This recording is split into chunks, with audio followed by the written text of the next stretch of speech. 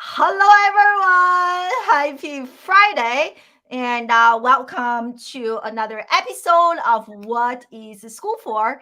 On this show, I interview leading education professionals, educators, and students to come here to we discuss, debate, and disrupt education. Today, I'm really excited and honored to have Pariti Sutaria on the show to discuss her journey as a TEDx organizer while she is a student. And so really excited about this topic. I think Preeti and I connected quite a few years ago when I was giving a talk to her class regarding LinkedIn. And that was many years ago. I don't even remember when. And then last year, she reached out to me to do to be a TEDx speaker at the conference that she organized at Rutgers Camden. I was like, oh my goodness, yes, so honored. So through that event, I was just like, I was so impressed by your leadership skills, by your ability to organize this as a student. And I can't tell you how much I learned from Pretty, from you, and from your entire team. So I have been really waiting for this conversation. And I have no doubt that you are going to travel so far in life. I wish I could be like you, Pretty. Well, No, thank you. yeah. So for those of you who don't know who is Pariti, she is, as I mentioned already, you can see on the screen, a TEDx organizer. And I believe you guys just wrapped another one, which I can't wait to learn more about. And she's an MBA student and has a passion for management and statistics, and loves reading, loves writing, and it is such an amazing student leader. So really excited to kick off the conversation. And thank you so much for joining my live, Pretty. Of course, Doctor. I am super excited to be here, and thank you so much for such a great intro. It's so nice to see you after a few months. I know, really honored. So yeah, so I know that you just you and your team just organized another one, TEDx, and that one's in person. So tell us more about it. Yeah. So that happened. That happened on January 14th, so close to like a month and a half ago now. And that was another conference cycle. So we started that conference cycle back in May 2022, when we applied for the TEDx license once again. It's we have to renew the license every year for every conference that we do. So after the Wow. conference we had with you, we reapplied or renewed our license, and went through the process again with TED, and we were able to get it in June, so the month after. And since then, it's honestly just been the entire conference process again, with curating it, working with the speakers, selecting speakers firstly, and then the coaching process, and then the back end with like marketing and logistics and stage design and finances and funding everything. So it's literally just the same thing all over again, for us this year. And then we were able to kind of put it up for January, which the in-person experience was extremely fruitful. And as you had said to me before, like I really wish you could have been there, but it was great. And the talks just got started to post on TED.com and YouTube. So if anyone wants to check out our YouTube or TED.com, a lot of our talks have been posted, and some of them have passed thousands of views already. So we're super proud and excited. Oh, that's exciting. I can't wait to check out like some of those like talks. I'm sure they are truly amazing. So share with us, Preeti. I know like this is your second year, and I have been in education for so many years, and I work with so many. I have worked with thousands of students, and most students, especially I feel like at the graduate school level, their entire focus is on academics, right? Like how many A's, like grades, this and that. And so, what inspired you to, okay, I'm sure your grades is amazing, but like to really look beyond the immediate classroom based learning to look at what can I do outside the classroom to really grow as a young professional. So share with us what really inspired you to embark on this like journey, Yeah. adventure. For sure. I think it definitely had to do with my personal passions, and like internally wanting to do something. Like that's definitely the start of it. But I started TEDx when I was an undergrad, in my second year, which is when I had the idea of TEDx existing. And I saw that other cities did it, other universities did it, but there was nothing in South Jersey, which I'm located in southern New Jersey. And I wanted to bring something like that to the community that I go to school in, especially Camden, New Jersey.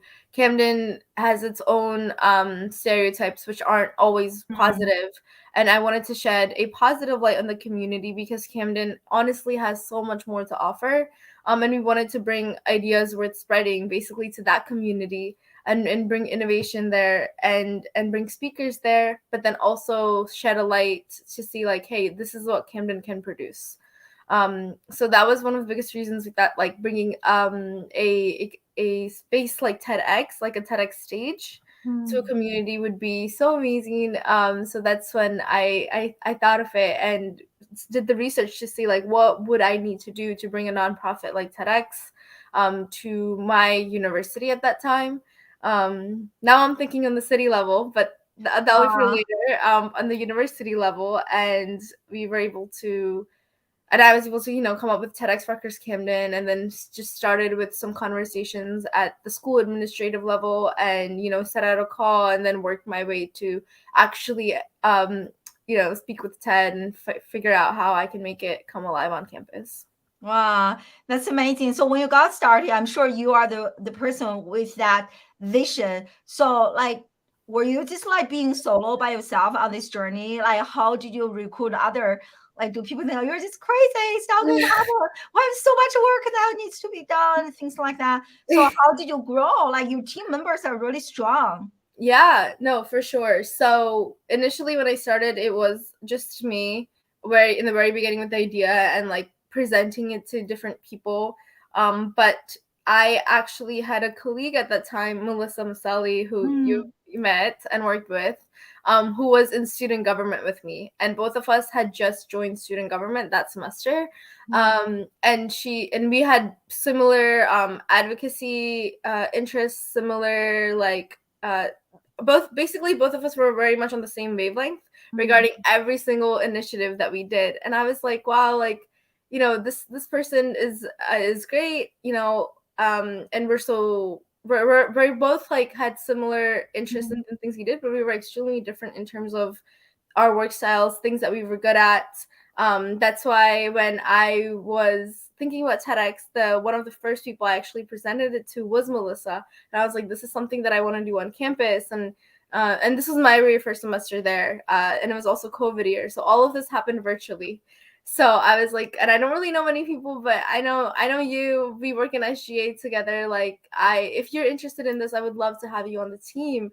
Mm. And she was, I asked her for a 20-minute Zoom call. It ended up being like 4 hours long. So grateful for her that she actually stuck through it with me. Wow. And she was like, yeah, I love this. I would love to do it. So then we basically became co-organizers since then. And since then have been to make TEDx happen in Camden. Mm. And so she's one of the first people that said yes, and it was great because her leadership style and my leadership style were different, which was so good for me because we wanted to work with different people, but also our strengths were as well. So Mm. I took lead in the curation part of the conference and finance part of the conference, and she did like technology, marketing, logistics for the conference. And it was great because we were able to just kind of hit the ground running since then. And then we did like campus wide calls, flyers, created all the social media platforms for Mm. our for TEDx Rutgers Camden and all of that. So that's when we were able to get so many more applications come in, like officially from students, volunteers, and sometimes even staff members that were interested in Wow. participating. Well, true disruptors. I'm sure your entire team caused some waves, across the entire campus. And it's amazing. I love what you said, leadership, like one-on-one. Like, I think what I've learned from running my own company is that when I first started hiring, I always wanted to hire people who are just like me, like, oh, we're just so similar, it's so cool. But I love what you mentioned that you and Melissa are so different. And later I learned, wow, I cannot hire people who are just like me because there are things I can't do. Like, who is going to do that? So it's Right. so nice that you have that insight, at such a young age, in the very beginning, that complement each other. So that is really amazing. So what are some, I have no doubt this is not easy task. Otherwise, everyone would be doing this. So, what are some specific challenges that you and your team had to overcome to really make this big dream a reality? Yeah, I think our biggest challenges were definitely in our like existence and relationship with Rutgers as a university, Mm, and then us as a TEDx nonprofit, because we were still a nonprofit status, but an organization branched under TED. mm, Because we had a TED license to do TEDx conferences, so we had those guidelines to work by. But then existing as TEDx Rutgers Camden, meaning doing those conferences at Rutgers Camden, Rutgers University also had its own guidelines for, student initiatives and organizations that we had to follow. So it was just like two competing priorities at all times for us, and they were always the opposite, basically. Like mm.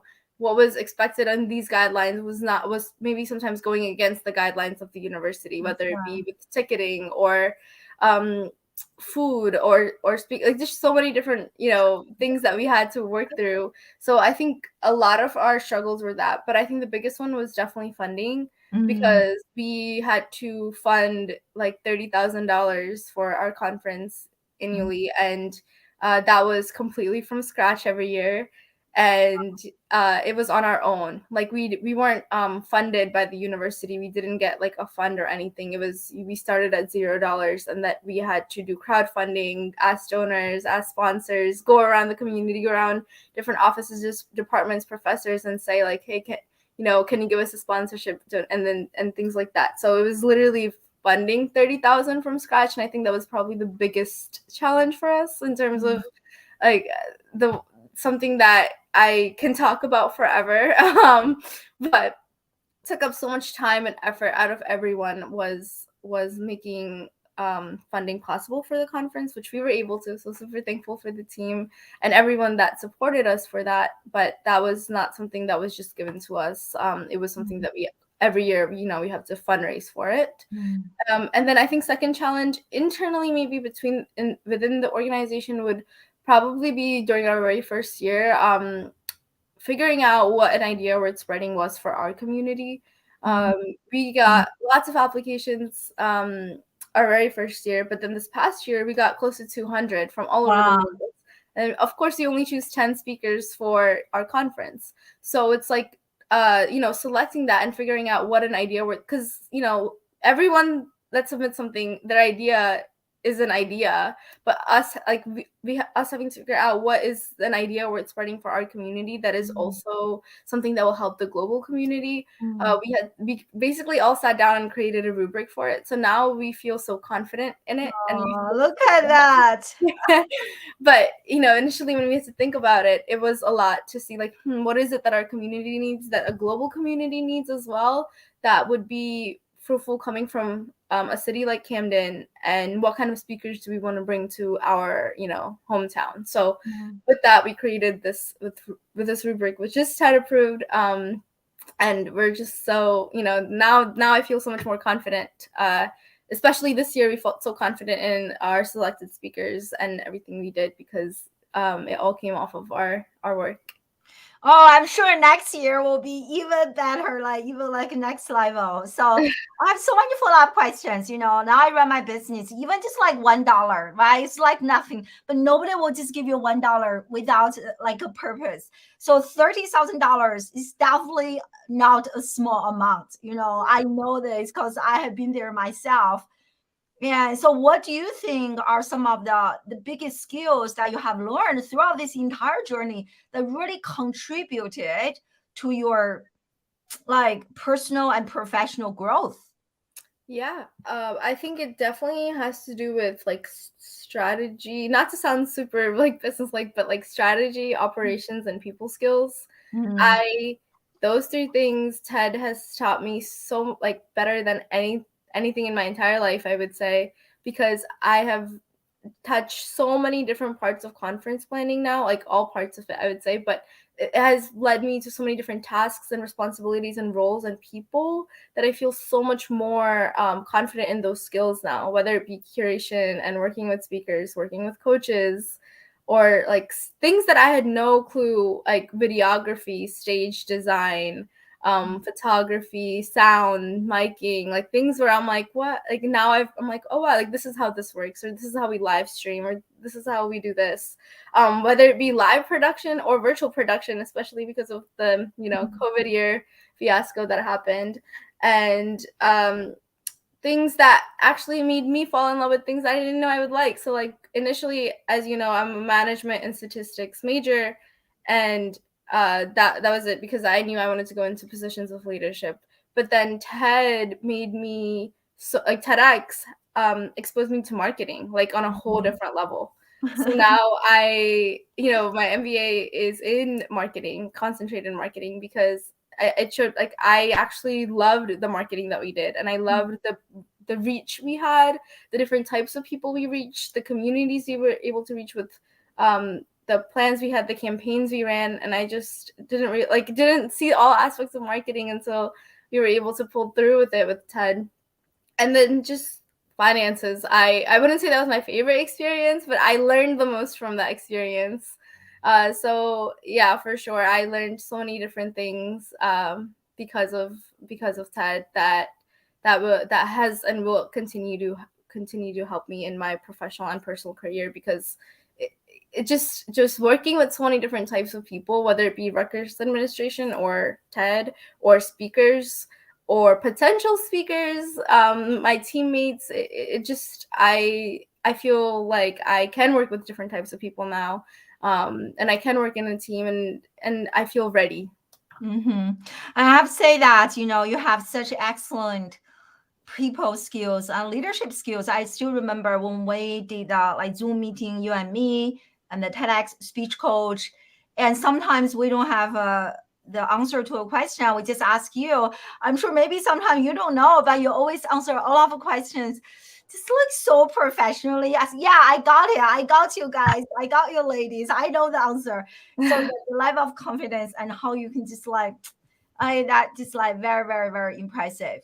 So I'm Thank also curious that, yeah, you have been a student for so many years, and the TEDx conference maybe the last a few years.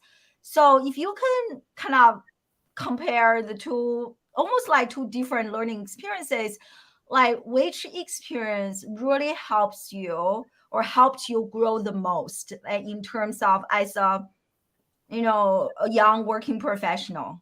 Yeah.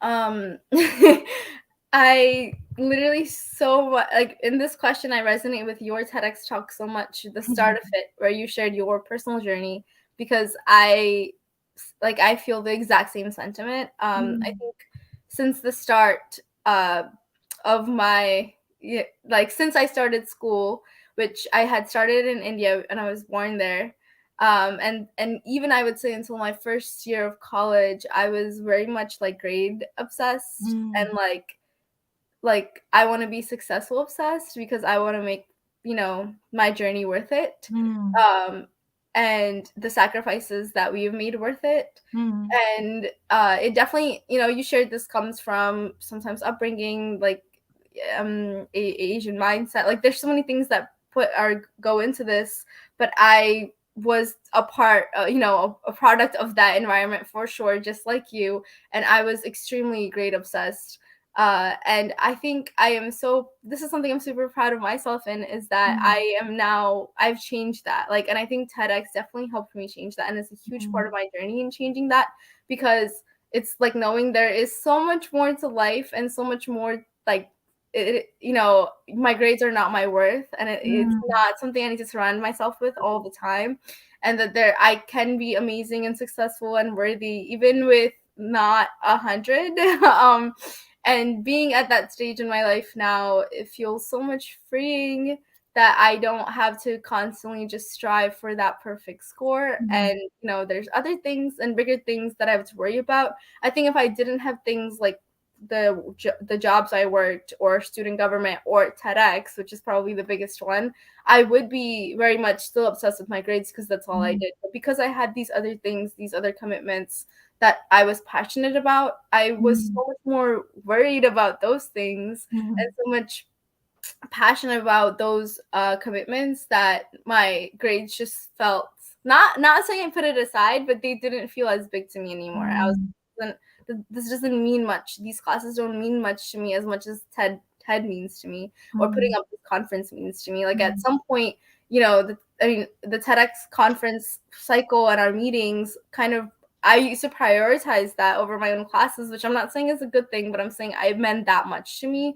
more mm, than my education. mm, That was like my traditional education of like rote learning and going to class and memorizing and all those things. So definitely I've done that for a while, and I will say that TEDx is a lot more of a fruitful experience. I learned so much more, and I mm, think this goes back to a lot of the classes, and this is kind of like a conversation we've had before, where it's like the project based or discussion based experiential learning classes stick with me a lot more and felt just like my TEDx experience, because I was like doing hands-on work, versus mm. the classes that were like rote and extremely exam and grade based. um I did, but it's like in one ear out the other. Like I don't remember anything from those classes Join anymore. the club. Join the club. Yes. Yeah. And like it's just, I memorize it for that exam, and the next day it's out of my brain, out of sight, out of mind. Yeah. Would you say that that is very common among students nowadays? Kind of just like 1 year in, 1 year out, get prepared for the exam, and then like I forgot most of the stuff I learned. Yeah. Yeah. Yeah.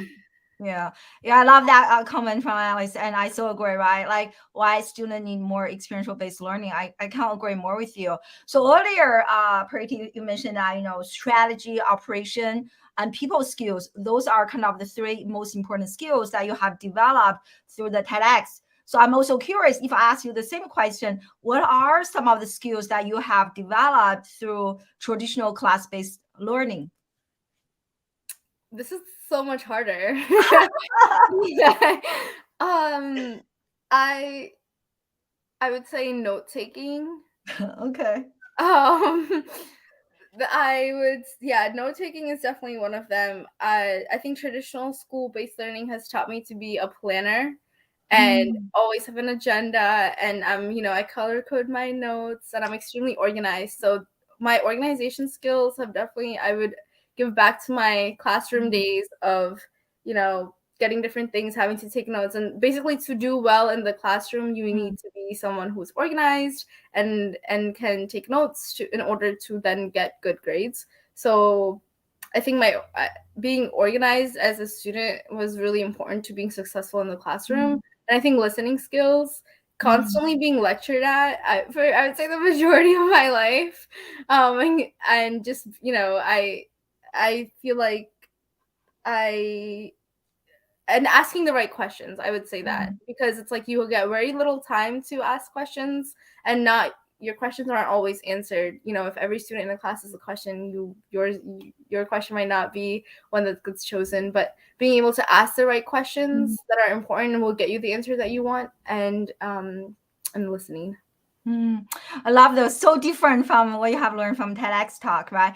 And I'm actually curious if you can recall the very first TEDx event you organized, and like right now you're like, I'm excited, I'm ready. I remember the very first year I quit my job. I decided, okay, it's time to start my business. I had some sticker shocks because I really thought I had this, and that when I started my business. Like, wow, you guys are needing this, and that, which I just didn't really have any. That's why I started working with coaches.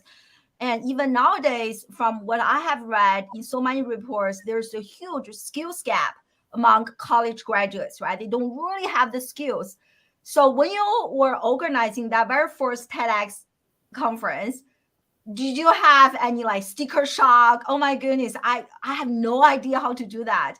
Like a moment like that, I really like, oh, can I really do this? Yeah. I think this one isn't as big, but the very first one was definitely our website. Mm, And I, because initially the team was still getting built, and finally we were able to get the support to do so, and students that were able to, but initially, like in the very beginning, I was like, can we really make a website? Because I had no, like I said, I had no marketing experience, no technology experience in that sense. It was very much the other side of things. So I was like, I literally had no clue how to make a website. And that was my first like initial like, is this a good idea? And it was in the very beginning, and I wouldn't say it was as big, but it was one of the first ones. But then moving forward, I think it was production, because I was familiar with finances and it was hard, but I knew what I had to do to make it happen. And then marketing wise, we were learning and we were getting there. And then curation wise, I personally felt the most confident because like generally with writing, reading, like those are the skills that I felt that I excelled in. So with curating it and selecting and working with speakers and those 5 billion emails a day, it felt like a lot, but once again, it wasn't like a shock. It was definitely like the logistics piece of it and the production, because that's something I had absolutely zero experience in, and not even something that I could, I could be like, hey, ask a friend who's made a website, but I didn't have friends that ran a production studio or something. I did not know anything. I didn't even know any videographers in the area. Just basically just had zero experience. Like, I am the type of person to watch something on TV and have zero clue how it was made or the camera angles, nothing. So when it came time to work with videographers, we had to reach out to different companies in the area and see. And then TED had its own 13-page production guideline of like what might do, how the sound is, what the lighting had to be, what the stage had to look like, so many different things. And I was like, I don't know what to do. Like, I just didn't know what to do. So then, we had to sit down and see like, okay, this is what we need. Here's some of the companies in the area. Here's who we should reach out to. And then had to do my own research, like because I don't know how much production costs, which initially our budget was actually, when I started, 12K, because I thought the conference would be 12K, until a conversation with the school administrator, because I thought we could get production through them. And they mentioned that production would be like 15K alone. I was like, that's I was like, what? Production is going to be 50, what? And then, because I had anticipated production to not be that much at all. And, we worked with an external company that was much lower, because they supported us. They gave us a sponsorship. And, shout out to RE Films in Camden, because they're so amazing and so great to work with, and super supportive of our organization and its mission. But and so patient with me, I would say, because I was like, what is this? How do you live stream? What's this? What's that? Things like that. But we were, I think, production, we were able to make it happen. But that's something that was a super big shock to me. Those are really great. As I'm listening to you sharing your journey, remind me so much of my own journey, kind of getting to where I am. So what do you think so what I've learned, success is really 80% psychology, like in terms of our mindset, personal characteristic, and 20% the skills, the strategy, which you can learn. So what do you think are some of the really important personal soft qualities that really, like in terms of mindset, that really help you like survive and thrive this experience? I would definitely say like ambition in that sense, like the passion and ambition for it, because it's like we will make it happen no matter what mindset with the team that made it happen, because we went through so many obstacles and setbacks, and you were part of some of them with the university setting to close last minute, the second time, or like funding or sustainability, even internally. Like, there's just so many things that we experienced that if it hadn't been for our passion, like our genuine passion to make ideas worth spreading, like happen in our community, I don't think it would have happened. So passion for sure, and then like the ambition to make it happen, to know that we're committed to it, and this is so much more than a club, or just this isn't the same as just any other student club. Like, we are an organization, we're a nonprofit, and we're gonna act like one, and do what it takes to make the difference in our community. And I think everyone working with that mindset made us like us against the problems, instead of just like internally anything happen. And I'm really grateful for the team that we were able to make something. Yeah, it's exactly what Simon Sinek, right? The why. I think for me, really with so many challenges, without connecting to that why are we doing this, what is the goal, what is the bigger picture, that I would have given up a long time ago. So I can really relate, really connecting that idea, really passionate about this, spreading the ideas. So I love this. So if other students, or parents watching this, they have their own kids, they're like, because it's so fascinating, because I just recently had a conversation with one of my students, and they were like, it's like $10,000 a lot. It's like 30, like people, most students, like I'm talking about people your age, they really have no concept of money. I'm like, wow, you are not talking about this. You actually know, is that a lot? Is that not a lot? So that is really fascinating. It really shows me how powerful this doing this is, just like to your future success. So if other, parents, they have children, are thinking about this, like this sounds really amazing, they want to do this, like how do they even get started? Or first of all, do you recommend other young people of your age give this experience a try? Yeah, I definitely do. I think this experience taught me a lot. I think, okay, let me say this. I would ask for specifically the TEDx experience, I would not recommend giving it a try if you're not passionate about TEDx talks, because otherwise there is no motivation to go ahead, because every single thing we went through, if I or the team hadn't been passionate about making a TEDx conference happen, we would have quit like the second month in, because it was too much. But because we were passionate about TEDx talks and ideas were spreading and bringing it to Camden, we pulled through. So if I would only recommend it if you're passionate about what you're doing in general, but specifically regarding TEDx conferences, to make it, because then you will do what it takes to make it happen.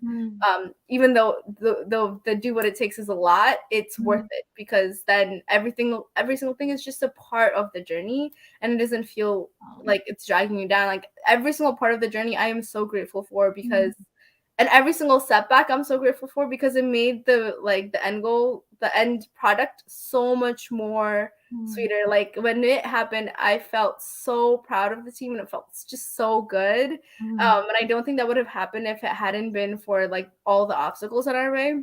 Right. But if we hadn't, pulled through, then it might not even have happened. So I think it's I would only recommend it to students that feel like they're passionate about it to kind of do it. Otherwise, it won't be worth it. But generally, I would say definitely do experiential learning opportunities in general, whether whatever it may be, whether internship, study abroad, something like a student organization, anything it may be, because those are the experiences that have definitely taught me the most. I love that. So if they are passionate about this, so like how do they even get started? For a TEDx conference? Yes. Okay, yeah. So TED on their website has I think it's TEDx.com/events or licenses, event licenses, but it's very much accessible if you just look it up on Google. And you can look through it. So there's different licenses. You can get a university license, or city license, and there's other ones. So I'm actually thinking about potentially a city license as I transition out. So that's something I'm looking forward to. But for students, I would say to look into university licenses if they want to make a TEDx happen at their university. And the application process isn't a lot. Like it's just one application, and the initial one. But I think it does require a lot of thought because they ask questions that are, like, why do you want to bring this to your community? Why are you passionate about it? Why does it matter? And then they also want to ensure that students or, whoever organizes this knows that it is like what ideas worth spreading are, because TED has its very specific guidelines on like what an idea worth spreading is not. And making sure that organizers know what it is, because at the end of the day, TED gets final say on what talks go on TED.com and on YouTube. Oh, wow. So we produce it, everything, it's done. And then we individually cut all the talks and send them to TED. But there's a possibility that TED will say no because it's not a TEDx talk. So as organizers, you really want to ensure that every single talk that you are accepting and submitting is an idea worth spreading, Mm. and something that is for the TEDx stage. Mm. So we were able to do that, and all of our talks are, have been published on YouTube and TED.com. So I'm super happy for us, but that's definitely something to keep in mind, that you, while doing the application, is to make sure you're aware of what an idea worth spreading really is. Well, I didn't even know that. That's lots of responsibility and pressure just on your side, the organizer team, like just knowing that. Yeah, yeah. So here's a great question. And talking about, we kind of discuss this a little bit. Like that's also what I feel like many parents, they are great upsets too. I'm not sure about your parents, but my parents are definitely like that. And so what is your recommendation for students who want to do something like this, but their parents are like, no, you can't do this. You want to make sure you get that 4.0 GPA. And like, are your parents supportive of you on this Yeah, journey? no, they definitely are, which I'm super grateful for. My parents, I think they always have that mindset, as we talk about this with like Mhm. Asian families and parents, of success. But I'm grateful because of the setbacks that they've. I'm not grateful for Mhm. the setbacks they face in life, but I'm grateful that because of those, they have Mhm. a very different mindset, and it's Mhm. mainly of me getting an education, and me getting far in it, rather than like the specific grades. Of course, Mhm. if I definitely have memories of bringing home anything less than an A, and they're like, "What is this?" But they were never, but they were never. It was never pressure in the. I think it Mhm. was definitely a lot more pressure, personal pressure for me, Mhm. seeing like immigrating with them when I was young, and seeing that life, and living that life. I think it's personal. I used to put pressure on myself to, Mhm. I want this, but I never received that pressure from them in terms of my grades. It was mainly Mhm. just in terms of my education in general. Mhm. So I think me being grade obsessed, unfortunately, is my fault. No one else's. When I was younger, and I think for other students, I would say, I like I think knowing your own priorities and managing Mhm. your time well is going to be extremely fruitful for you, because then you can show that you can do both, which is what I was able to do. Because even at the university, it's like you can't do any, like, for example, if I wasn't doing well in my classes, then I wouldn't be allowed to run a TEDx chapter at the university, Mhm. right?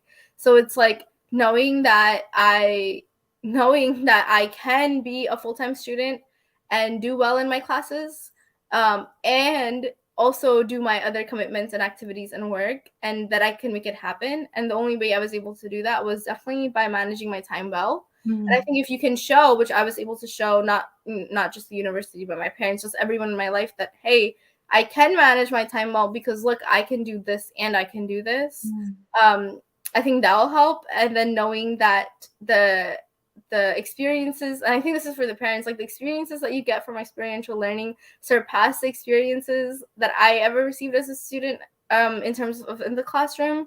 And so I think it's really good to prioritize those experiences for students and for your children, because Mhm. they learn so much more and they come out so much stronger than just being able to take a test in like 60 minutes. Mhm. Yeah, like as I'm listening to you, I was thinking about, you said those three skills. I think those are exactly the skills I need to run my own businesses. One is strategy, that is definitely under me. Another one is operation, I can outsource that, and people skills. Like I'm just thinking, how can you actually develop those three skills by only taking exams, memorization? Like you can't. No. Even just people skills, right? The only people you talk to is your peers, and you But can't. not in a lecture-based learn. I don't talk to my peers. Like, it's only in the project-based or discussion-based classes that Mm. I've talked to my peers. I have not talked to my peers in any class where I was being lectured, especially like math classes. Like, not saying, but or like even business classes that are very much rote. I have not spoken to a single peer. Like, I might not even know what the person next to me looks like. That's exactly my experience as a student, my experience as a teacher. I have taught like 300, 400. Have you ever been a part of 300, Yes. 400 lecture? Yes. Like you don't even know like what is going on back there. People are like shopping online, like whatever. It's I so agree, right? Yeah. So here, So you do have. So where can people check out? I know you guys have a YouTube channel, right? Yes. So we have our YouTube channel, which is at TEDx Rutgers Camden, and then you're welcome to find us on any social media platform. We actually have a link tree linked on our Instagram. So our Instagram is TEDx Rutgers Camden. And then the bio has a link So to. here, this is what I found. Is this Can this help them people discover you guys or no? Yeah, if you click That's this year, right? yeah. So yeah, can check out this year, which I need to. And I absolutely love the theme. Unanswered. Actually, that's one of my questions. Why unanswered is such an interesting theme?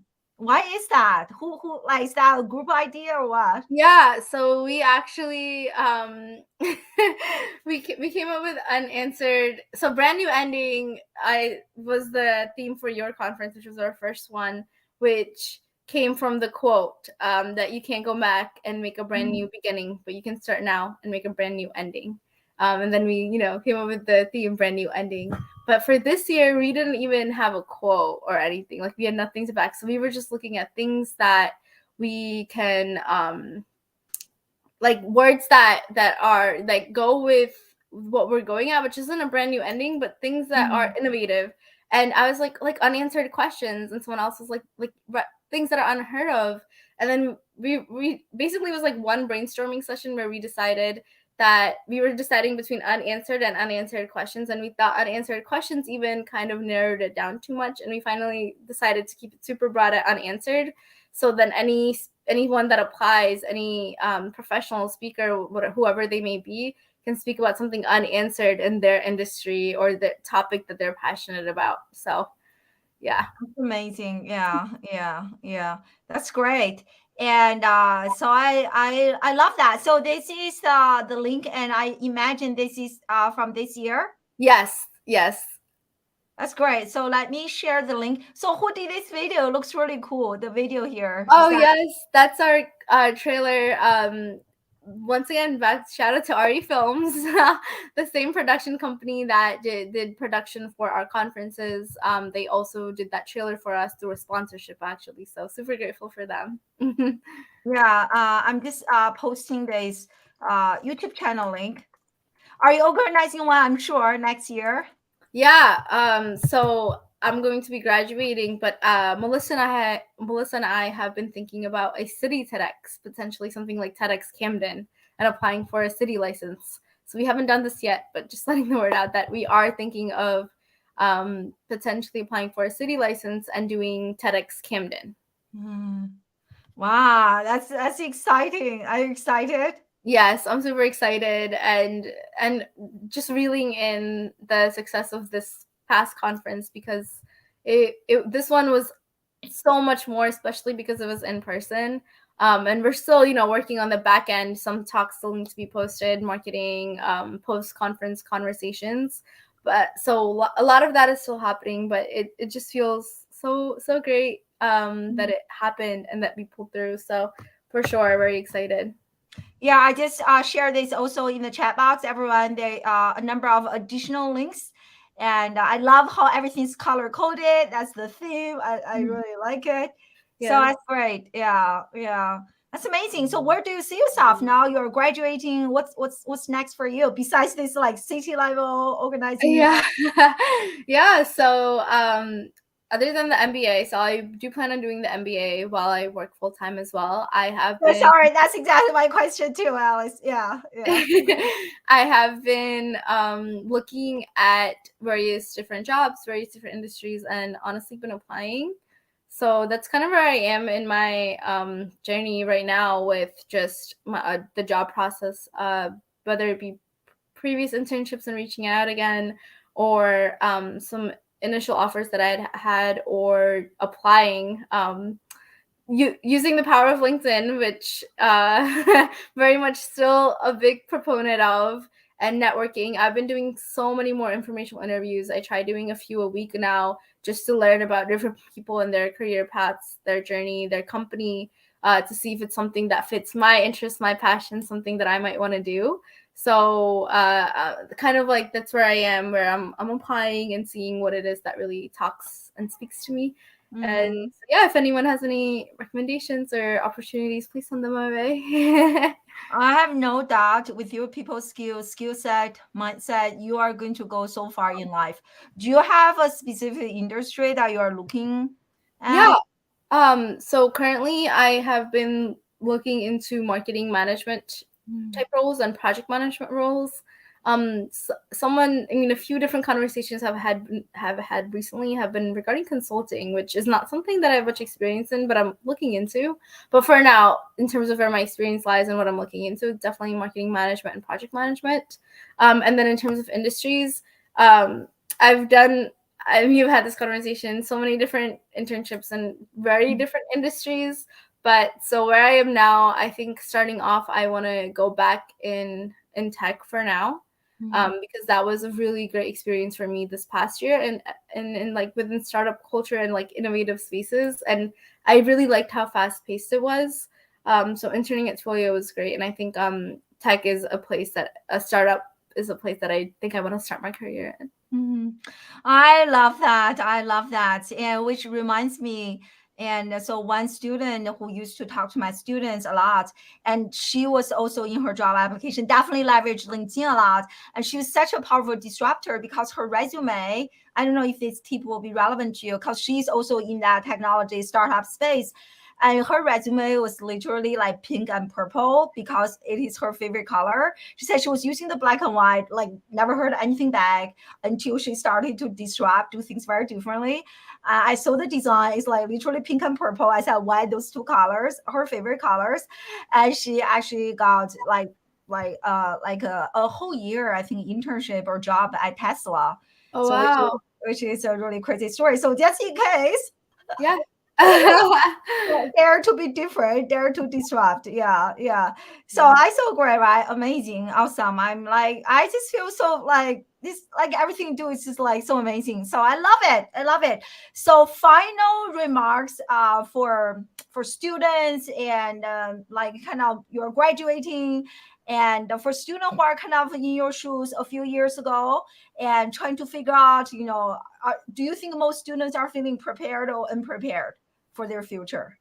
I am a big example, and also can share for speaking for a lot of people that every it's very it feels like we're unprepared, it Mm, because and I think that comes back to like adaptability to change and feeling like scared of the unknown, because most of us, all we have ever known is education. Like mm, I started school in India when I was 2, and mm, I have never not been in school. Even now I'm in school, and now I'm doing the MBA. And so even expecting life without school, which I mean, I'm not saying it's sad at all, but just it's not, I just have never experienced that. mm, So it feels so like I feel so anxious about it almost, because it's like I don't know what to mm, expect. I don't, I've never felt life without school.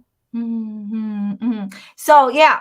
So for students who are in that situation, what advice do you have for them? I feel like probably through the TEDx experience, at least based on the conversation so far, I feel like you are feeling a lot more prepared with this experience for the future. For students who are in kind of where you were a few years ago, they're feeling like, I don't know, life. I have no real life experience. So what advice do you have for those people to help them have that confidence and maybe ease and certainty moving forward in their Yeah. lives? Yeah. Yeah.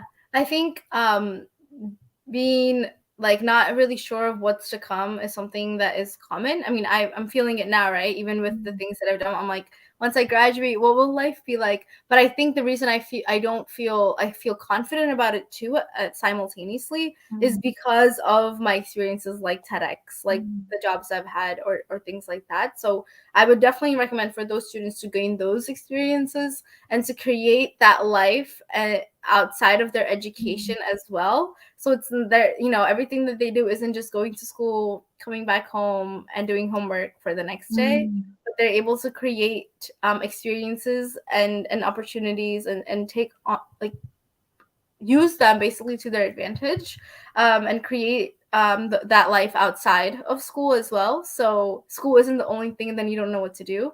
It's actually going to be like, I still have TEDx after I graduate, and that was one of such an amazing experience. So now I'm not worried, so to say, about it. Mm. I love that, right? Learning outside the classroom. I love that. So thank you so much for this amazing conversation. I just love everything you mentioned. I also love, I heard you mention this word creation, creating. It is so powerful. I truly believe creation, like what you and your team created, that is so amazing. It is really the highest level of learning, Yeah. not memorization. So thank you for being such a great role model for so many younger people, older people like myself, and such an honor. So I have your LinkedIn on the screen. And how else can people stay in touch with you? Yeah, no, thank you for sharing my LinkedIn. That's probably one of the best ways to connect with me. And feel free to message me or send anything my way. Happy to have conversations regarding TED and TEDx. And as you mentioned, you're completely right. I think creating experiences is something that I'm most passionate about, and something that has been probably the best part of my past few years. So definitely would recommend other people to create experiences for them that can help Mm, them out in their professional and personal journeys for sure. mm, And thank you so much for once again, inviting me and doing this interview with me. I appreciate it so much, and you're just amazing. And I think about your TEDx talk probably every single time in the classroom, so that's every day.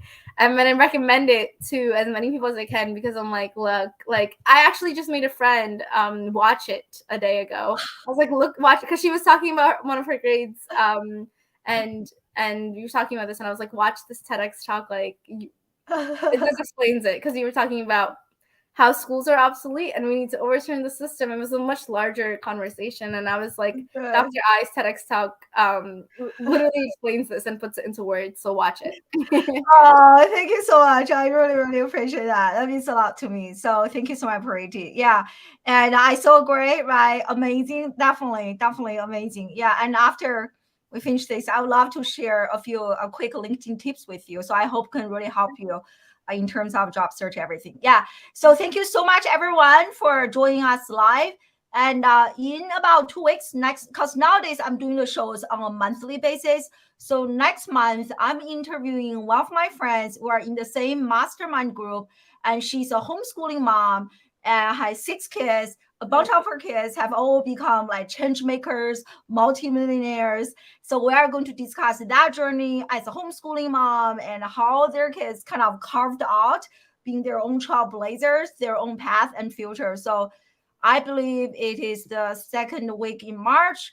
I will keep you guys posted. Thank you so much. And make sure to follow Pariti. And if you know any options, career, like jobs, so please make sure to send her way. And bye, everyone. Thank you so much. Bye. Thank you.